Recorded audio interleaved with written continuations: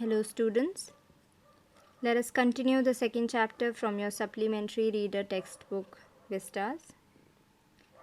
So in the last two parts of the chapter, The Tiger King, we had read that when Maharaja Jilani Jangjang Bahadur was born, the astrologers had foretold that one day the king would die.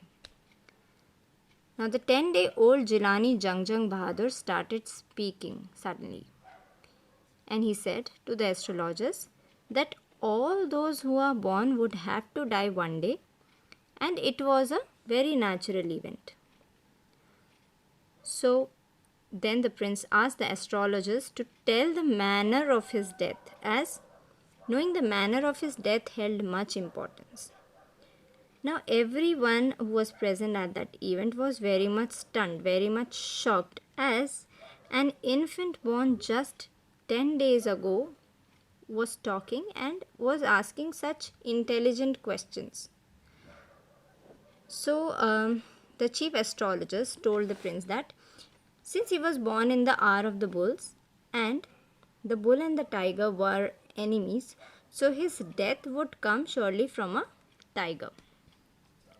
Now after listening to this prediction by the astrologer, the 10-day-old prince warned the tigers. He wasn't afraid of the tigers. Rather, he warned the tigers by saying, "Let tigers beware." Then, later in the second part, it is told that the Maharaja grew stronger and took to tiger hunting. And he was very much overjoyed when he killed the first tiger.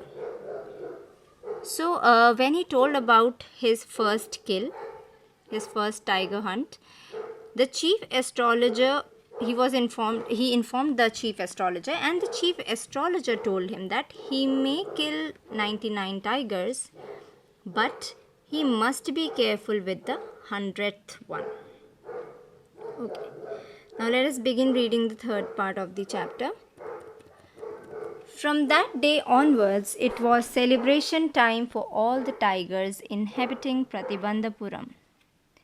The state banned tiger hunting by anyone except the Maharaja. A proclamation was issued to the effect that if anyone dared to fling so much as a stone at a tiger, all his wealth and property would be confiscated. So from that day, what happened? From that day, the tigers in Pratibandhapuram had a very nice time, as the kingdom itself banned tiger hunting by anyone except the Maharaja himself. So no one was allowed to kill a tiger other than the Maharaja himself. Now, there was a law. The law was so strict that an official announcement was made that if anyone was caught killing a tiger or even throwing a stone at a tiger, then his wealth and property would be confiscated, which means that his wealth and property would be taken away by the kingdom of Pratibandhapuram. Now further, the Maharaja vowed he would attend to all other matters only after killing the 100 tigers. Initially, the king seemed well set to realize his ambition. Now, so the king of Pratibandhapuram, the tiger king, took an oath that he would attend to all other matters of the kingdom only after he had killed the 100 tigers. So in the beginning, it seems that he would achieve his target very fast, very quickly. Next paragraph. Not that he faced no dangers. There were times when the bullet missed its mark. The tiger leapt upon him and he fought the beast with his bare hands. Each time it was the Maharaja who won. So now we are told that when the king went on his hunting expeditions, he faced a lot of dangers. He faced danger many times. And then at times his bullet missed its target and the tiger jumped upon him. Then it is told that the tiger king would fight with the tigers barehanded, and each time the tiger king won and killed the tiger. Okay, further. At another time, he was in danger of losing his throne. A high-ranking British officer visited Pratibandhapuram. He was very fond of hunting tigers and fonder of being photographed with the tigers he had shot. As usual, he wished to hunt tigers in Pratibandhapuram, but the Maharaja was firm in his resolve. He refused permission. I can organize any other hunt. You may go on a boar hunt. You may conduct a mouse hunt. We are ready for a mosquito hunt. But tiger hunt? That's impossible. Okay. So, the writer tells us another instance when the king Jang Bahadur was about to lose his throne. And he says that a high-ranking British officer visited Pratibandhapuram and he was very fond of hunting tigers. Therefore, it is told that he was very fond of being photographed with the dead tigers. Now, he wanted to hunt tigers in Pratibandhapuram. Also, but what happened? He wanted to hunt tigers in Pratibandhapuram, but as the Maharaja had banned killing tigers by any other person except him, he did not give permission to this British official also. So he was not granted permission to hunt the tigers in Pratibandhapuram. So the tiger king offered him to go on any other hunting, like hunting of a boar. Boar is a wild pig. Then hunting of a mouse or even a mosquito hunt. But he refused to arrange a tiger hunting for this British officer. Let's read further.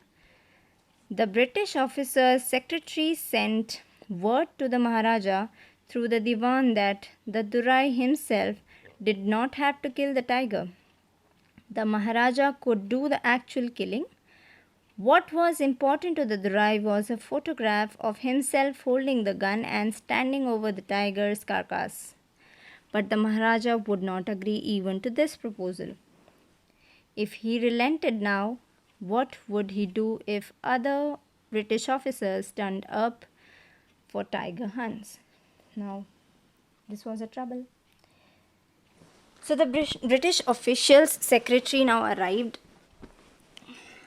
and he sent a message. The British official sent a message to the Maharaja that the Durai, who's the Durai? This is a Tamil word meaning the chief or the leader.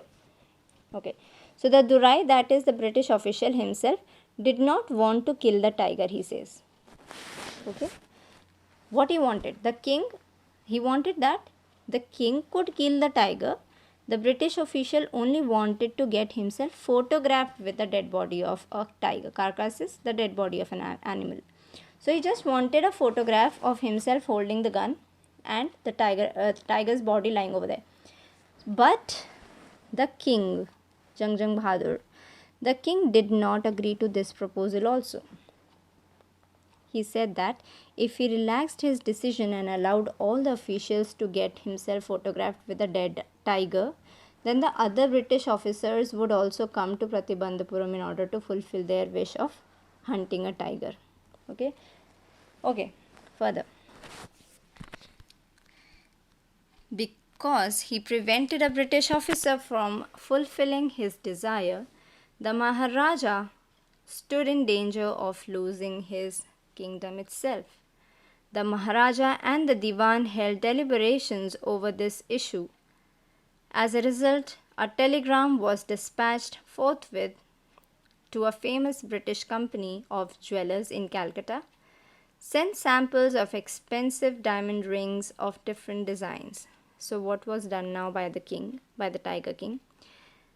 As he had refused the British officers from fulfilling his wish of killing a tiger or getting photographed with a tiger's dead body, so he was in danger of losing his kingdom as he denied to the request of the British officer. So now the king had discussions with his deliberation, it is discussions. So the king had discussions with his minister, with Diwan and all, over this issue. And the king then sent a telegram to a British company, a very famous British company of jewelers based in Calcutta. and he asked them to send samples of expensive diamond rings of different designs. Okay, let's continue reading. Some 50 rings arrived. The Maharaja sent the whole lot to the British officer's good lady. The king and the minister expected the Duraisani to choose one or two rings and send the rest back. Within no time at all, the Duraisani sent her reply. Thank you very much for your gifts. Okay. In 2 days, a bill of 3 lakh of rupees came from the British jewelers. The Maharaja was happy that though he had lost 3 lakh of rupees, he had managed to retain his kingdom. Now what has happened? The next event, the jeweler sent 50 rings and the Maharaja sent all of them to the British officer's wife. Okay. So because he wanted to please her. He wanted to please her in order to mend the damage that he had done by refusing the official from going on a tiger hunt in his kingdom Pratibandhapuram. Now the king had expected that the British officer's wife would choose one or two rings and return the others. But she just sent a reply back saying, thanks for the gifts, which means that she kept all the rings. Then after 2 days, the British jewelers sent a bill of 3 lakh rupees for the 50 diamond rings they had sent. So they had sent these rings, 50 rings to the wife of the officer, British officer, and she had kept all the 50 rings. Now the cost of all those rings was 3 lakh rupees. So though it cost the king pretty much, but the Maharaja was happy that he had saved his kingdom from a sum of 3 lakh rupees, for a sum of 3 lakh rupees. Let us read the fourth part of the story. The Maharaja's tiger hunts continued to be highly successful. Within 10 years, he was able to kill 70 tigers, and then an unforeseen hurdle brought his mission to a standstill. The tiger population became extinct in the forests of Pratibandhapuram. Who knows whether the tigers practiced birth control or committed harakiri, or simply ran away from the state because they desired to be shot by British hands alone. Now, we all know that the king was very successful in his tiger hunting missions, and in a span of 10 years he had killed 70 tigers. But now an unplanned problem stopped his mission of killing tigers. The problem was that there were no more tigers left in Pratibandhapuram. So here the writer creates humor when he says that maybe the tigers practiced birth control activities and he did not produce offsprings, or maybe they committed harakiri, which means maybe they committed suicide themselves. Now the speaker also adds that it could be that they ran away from Pratibandhapuram because they did not wanted to be killed by an Indian, and on the other hand they wanted to be killed by a Britisher. Further, one day the Maharaja sent for the Diwan. Diwan Sahib, aren't you aware of the fact that 30 tigers still remain to be shot down by this gun of mine? He asked, brandishing his gun. Shuddering at the sight of the gun, the Diwan cried out, Your Majesty, I am not a tiger. Okay, let us focus on this paragraph first. Yeah.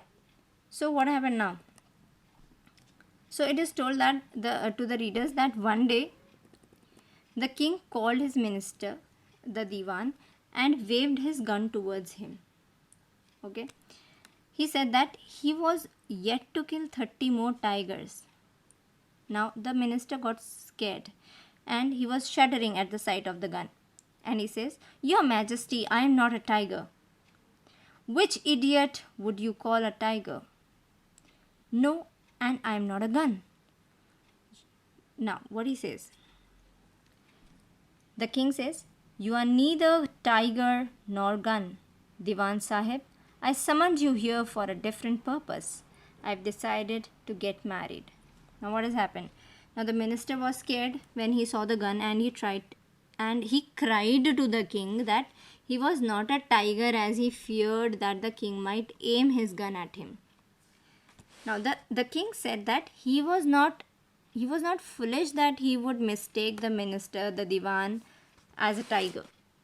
So the minister was scared that he adds further that he was neither a gun.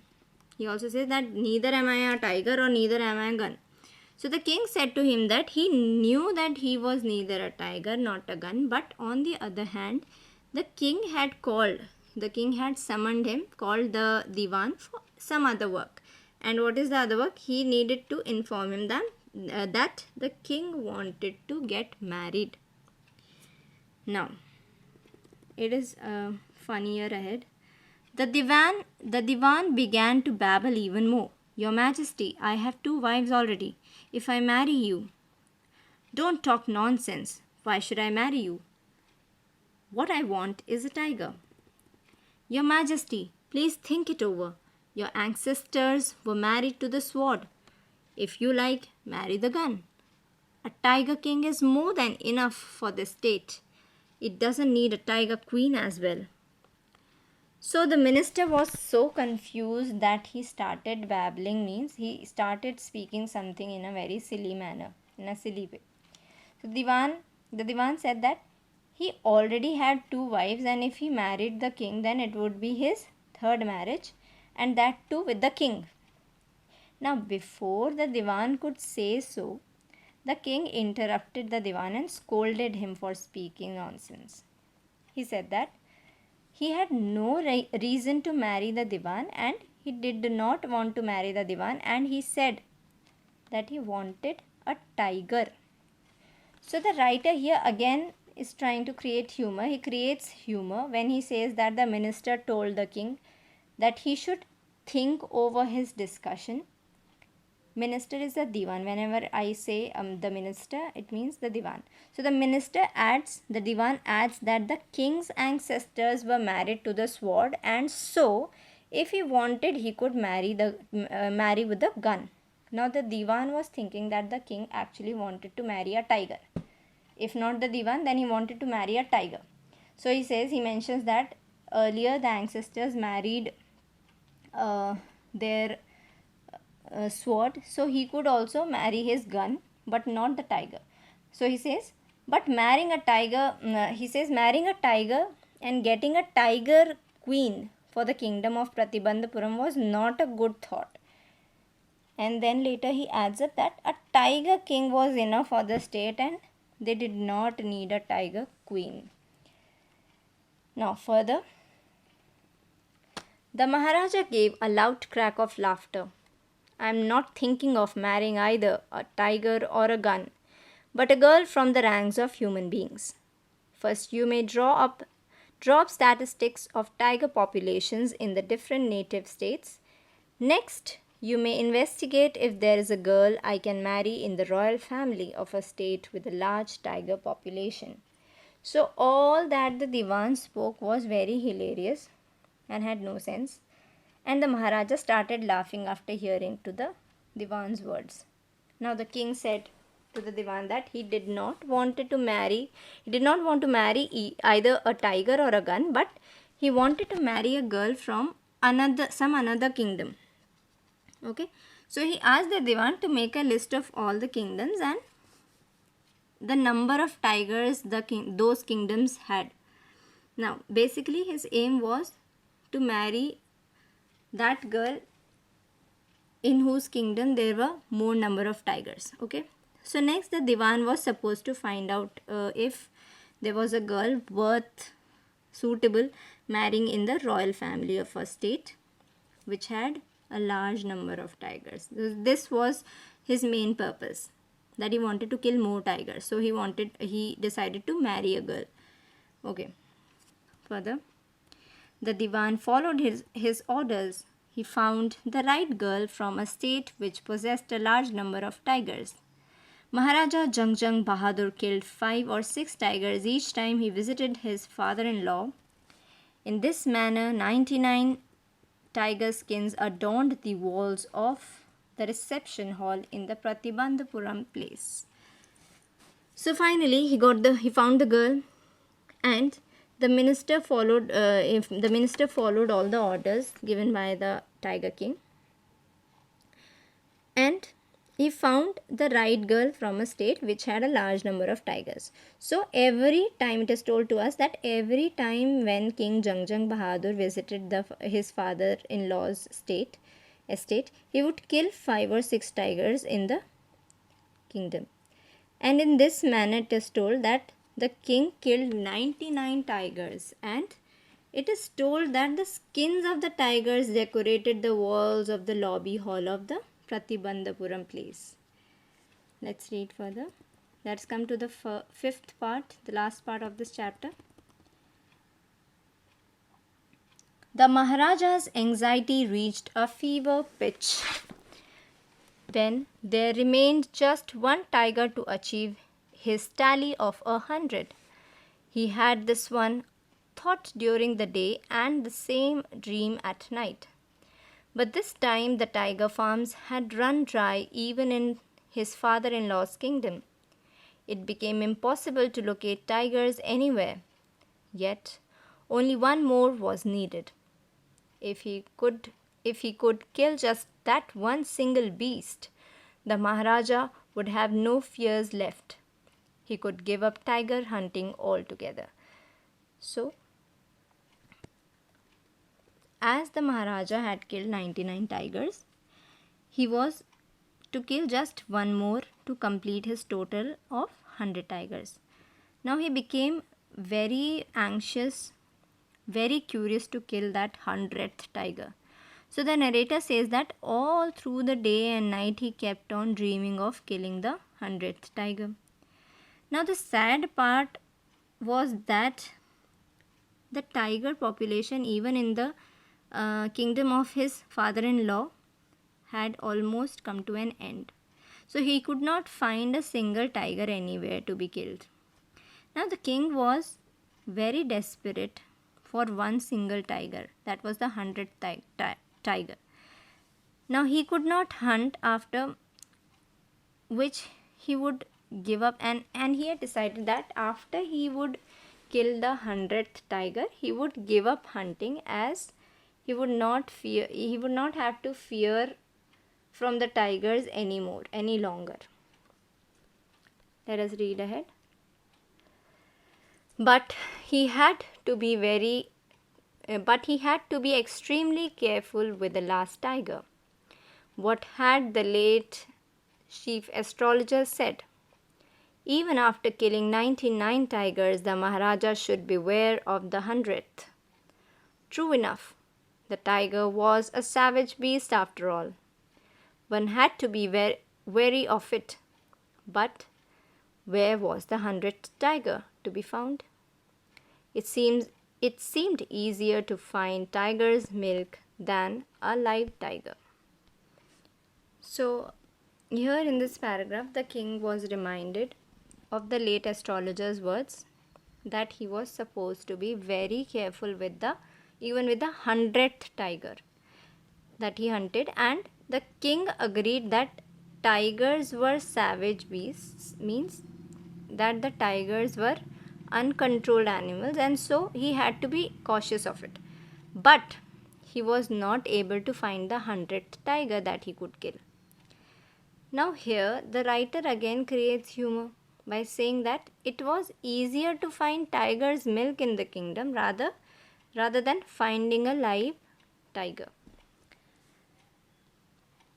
Let's read ahead. Thus the Maharaja was sunk in gloom, but soon came the happy news which dispelled that gloom. In his own state, sheep began to disappear frequently from a hillside village. It was first ascertained that this was not the work of Khadir Mia Sahib or Veerasamy Naikar, both famed for their ability to swallow sheep whole. Surely a tiger was at work. The villagers ran to inform the Maharaja. The Maharaja announced a 3-year exemption from all taxes for that village and set out on the hunt at once. Now, the king was very sad because he could not find the 100th tiger. Then finally his sadness came to an end when he got the news that in a hillside village sheep were disappearing very fast. Now we get to know here that there were two people in the kingdom. One was Khadir Mia Sahib and another one was Veerasamy Naikar, who could swallow. What was their capability? That they could swallow a whole sheep at once. So as this was not their job, the king was sure that this was not their job. So it was calculated that there was a tiger who was eating all those sheep. Now the villagers were very excited and they informed the king about it. So the Maharaja, when he came to know about this, he was so happy that he exempted. He spared the villagers from all the taxes for 3 years. And then he set out to hunt this tiger, the last tiger. Okay, let's read ahead. The tiger was not easily found. It seemed as if it had wantonly hid itself in order to flout the Maharaja's will. The Maharaja was equally determined. He refused to leave the forest until the tiger was found. As the days passed, the Maharaja's fury and obstinacy mounted alarmingly. Many officers lost their jobs. So what happened next? Now the 100th tiger was found by the villagers, but the king could not locate the tiger easily. And it seemed as if the tiger was hidden wantonly. Wantonly means the tiger was hidden deliberately. He had hidden himself in order to flout the Maharaja's will. Flout the Maharaja's will, which means in order to go against the king's desire of killing the tiger.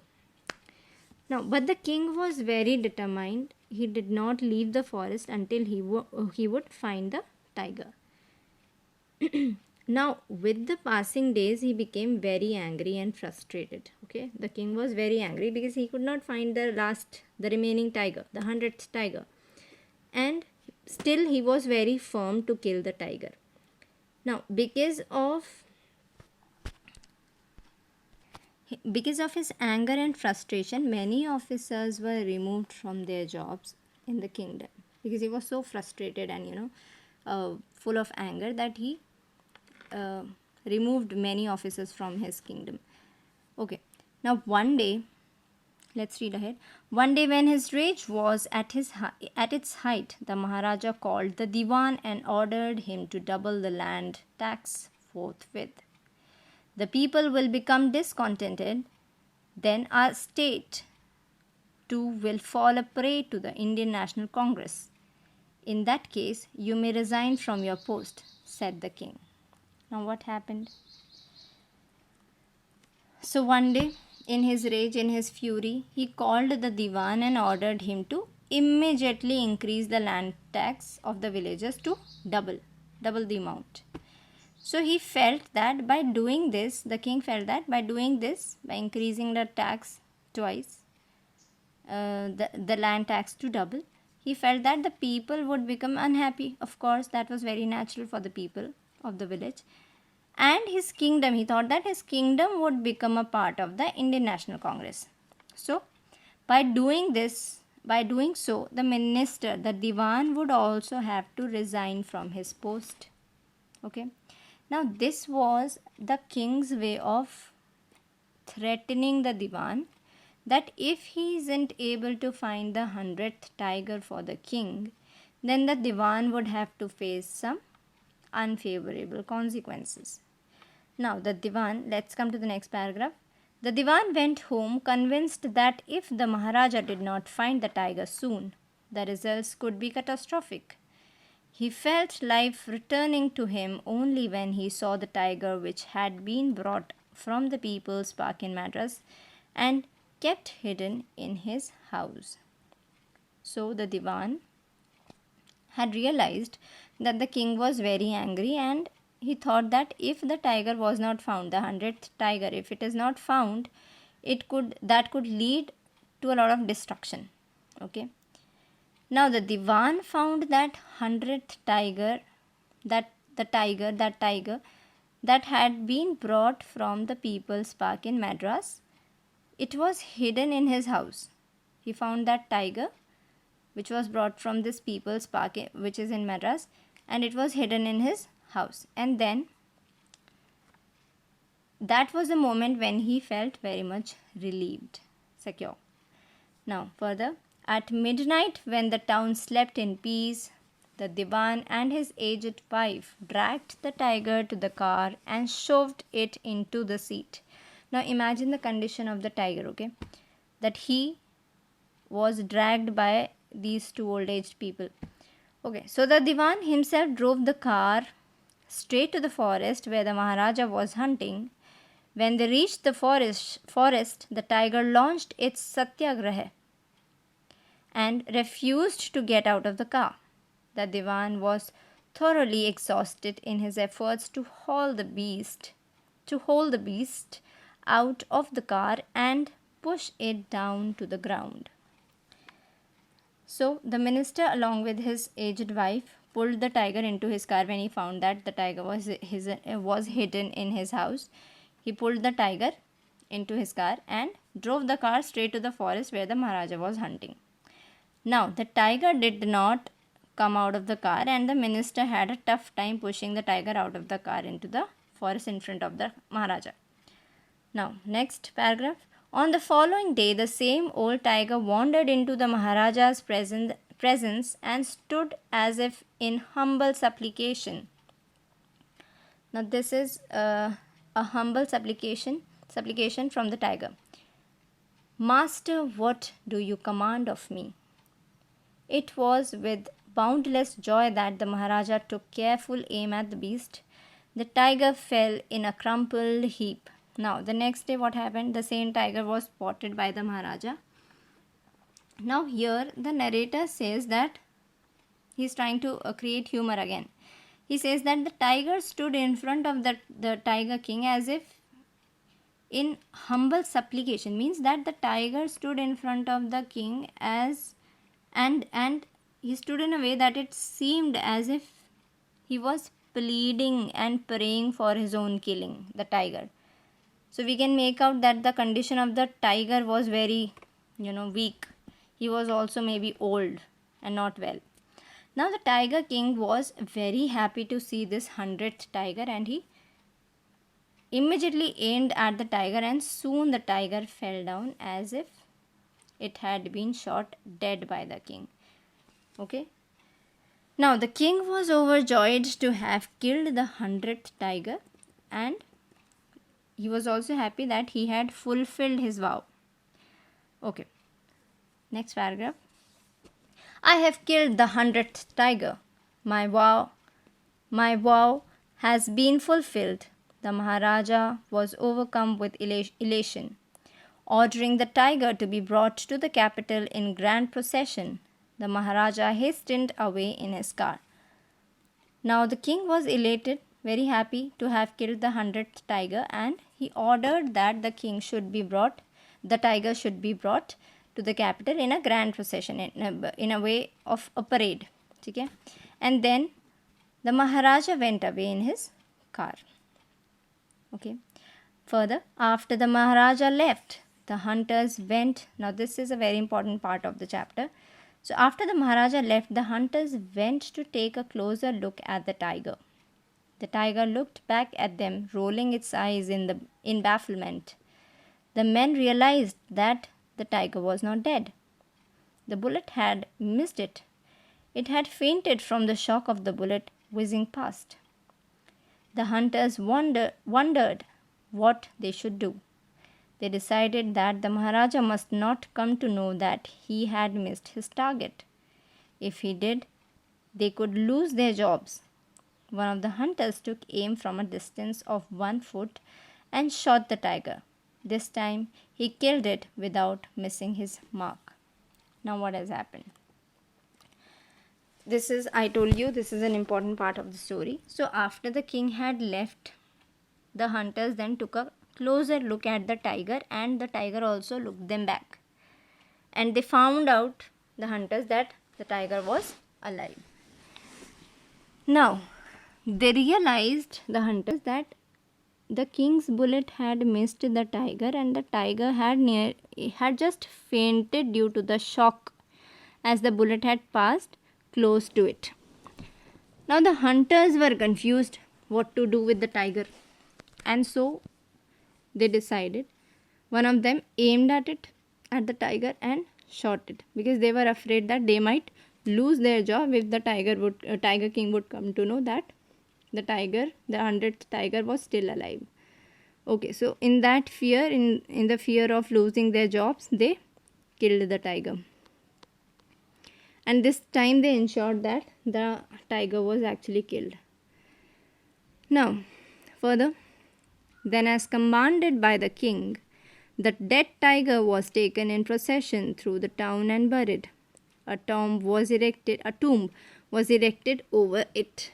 So then the hunters followed the king's orders and took the dead tiger to the town in a procession, parade manner. So the dead tiger was buried, and a beautiful tomb was erected on the tiger's grave. Now a few days later, the Maharaja's son's birthday was celebrated. Until then, the Maharaja had given his entire mind over to tiger hunting. He had had no time to spare for the crown prince. But now the king turned his attention to the child. He wished to give him some special gift on his birthday. He went to the shopping center in Pratibandhapuram and searched every shop, but couldn't find anything suitable. Finally, he spotted a wooden tiger in a toy shop and decided it was the perfect gift. Now, after a few days, the Maharaja's son's third birthday was celebrated. So, till that time, it is told that the king had been so engrossed, so busy in the tiger hunting, that he could not give plenty of time to his own son, to his own family. Now, as he had fulfilled his vow of killing the 100th tiger, so he now started to give attention to his own child. Now, the king Jangjang Bahadur wanted to give a very special gift to his son on his birthday, and so he went to the shopping center in Pratibandhapuram. So there in the market, he searched every shop, but he could not find any suitable present gift for his son. And finally, he saw a wooden tiger, a toy tiger, and he considered that wooden tiger toy to be the perfect gift for his son. Let us read ahead. The wooden tiger cost only 2 annas and a quarter. But the shopkeeper knew that if he quoted such a low price to the Maharaja, he would be punished under the rules of the emergency. So he said, "Your Majesty, this is an extremely rare example of craftsmanship.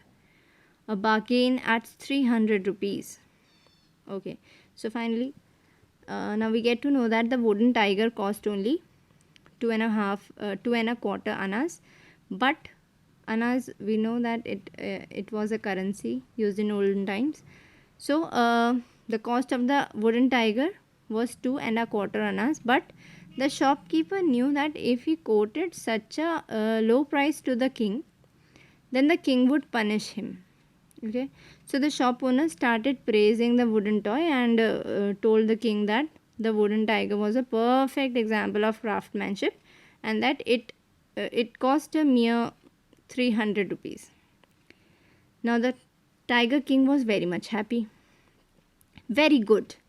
Let this be your offering to the crown prince on his birthday," said the king, and took it away with him.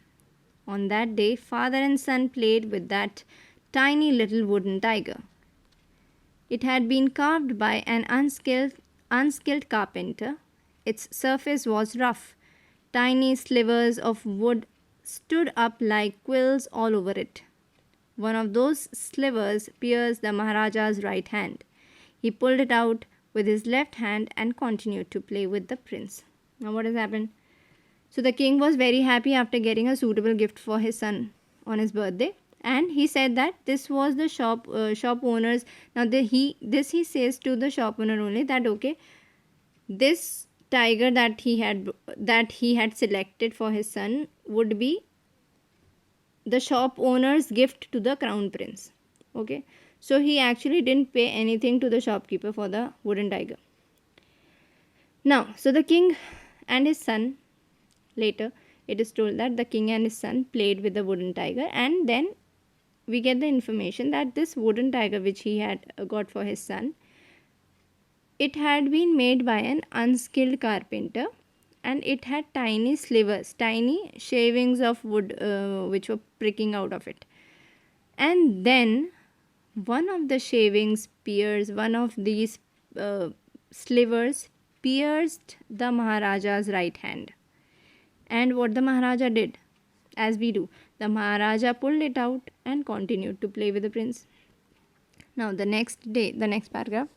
The next day, infection flared in the Maharaja's right hand. In 4 days, it developed into a spirating sore which spread all over the arm. Okay, so the next day there was a lot of infection in the Maharaja's right hand, and due to because of that shaving of wood that had pricked his hand, and in a period of 4 days only, the infection turned into a very wound full of pus. It was full of pus, and it spread all over the king's right arm. Further, now what was done? 3 famous surgeons were brought in from Madras. After holding a consultation, they decided to operate. The operation took place. The 3 surgeons who performed it came out of the theatre and announced, "The operation was successful. The Maharaja is dead." In this manner, the 100th tiger took its final revenge upon the Tiger King. So, lastly, what happened? There were 3 famous surgeons who were called from Madras, and they decided to operate upon the king. Okay, so after the operation, the surgeons came out of the operation theatre, and said that the operation was successful and that the Maharaja was dead. Now, it is very strange, it is very contradictory that here the surgeons are saying words that are contradictory, because if the king died, it meant that the operation was successful. Okay. See, here the surgeons say the operation was successful, the Maharaja is dead. So, this statement is a contradictory statement, because it would have been a successful operation only if they would have been able to save the king. But what has happened here? They are saying that the king is dead, but they are saying that the operation is successful. So actually they were supporting the deeper meaning of this statement is that they were actually supporting the words of the astrologer. Okay, if we remember it, they said that the king would be surely killed by, the chief astrologer said that the king would be killed by the 100th tiger. So the wooden tiger was the 100th tiger that had killed the King Jangjang Bahadur, and thus made the astrologers, this event made the astrologers' prediction true. So in this manner, the 100th tiger took revenge upon the Tiger King and killed him. This is it about the chapter. Go through the chapter in detail and try to attempt the NCERT question answer. Keep your doubts for the next session. Thank you.